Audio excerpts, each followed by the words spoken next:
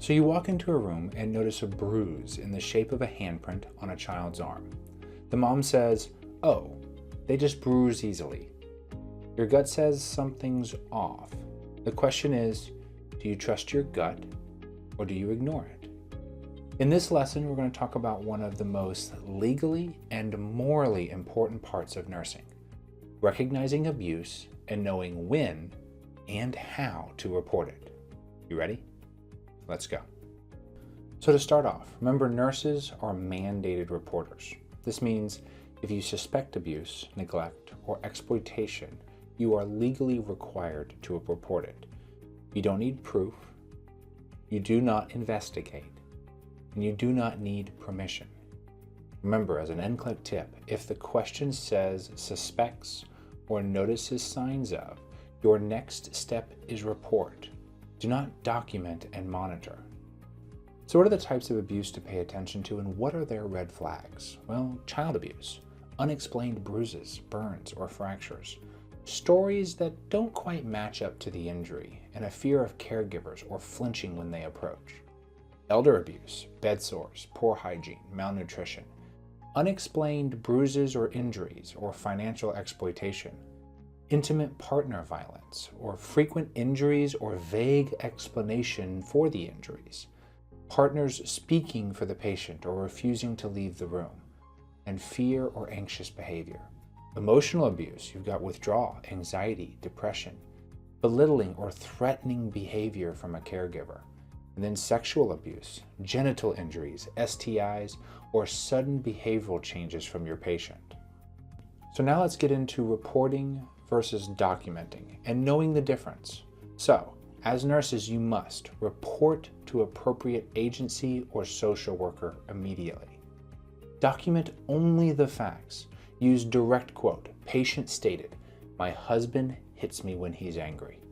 And don't speculate or label it as abuse in your documentation. So here's an NCLEX tip. Don't write abused child. Write what you see. Multiple round bruises noted on the underarm.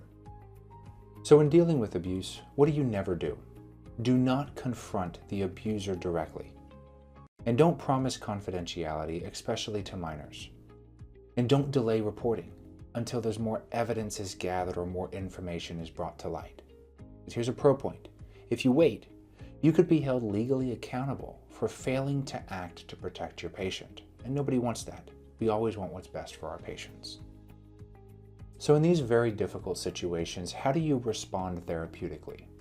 Because when a patient discloses abuse, things that you could say is, "I'm sorry this happened to you.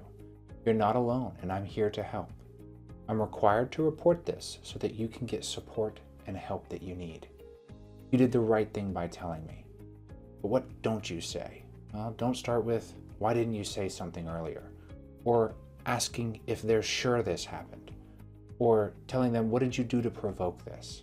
You have to be ready to respond therapeutically in the moment, in these moments of courage or moments that you can help your patients. All right, let's try out an NCLEX question. You ready? Let's go. A 6-year-old arrives to the ED with a spiral fracture. The child states, "I fell off the couch," but the injury doesn't match the story. What's the nurse's priority? Document the child's statement and discharge, ask the child for more detail about the fall, report the suspected abuse per protocol, and notify the physician and wait for guidance. Take a moment and I want you to write down your answer.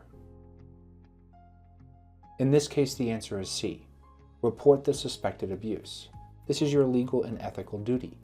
You don't need confirmation or permission to report this possible abuse per protocol. But here's a nursing gold nugget. If you feel something isn't right, trust your instincts. Your license protects your patients, and sometimes your voice is the only one your patients have got.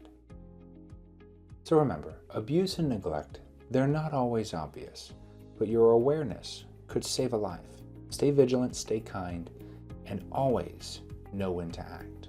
So next up, we're going to talk about cultural competence and holistic care, because honoring who your patient is culturally, spiritually, and personally is what sets great nurses apart. Great job in this section. Go do your exercises. I'll see you right back here for the next video.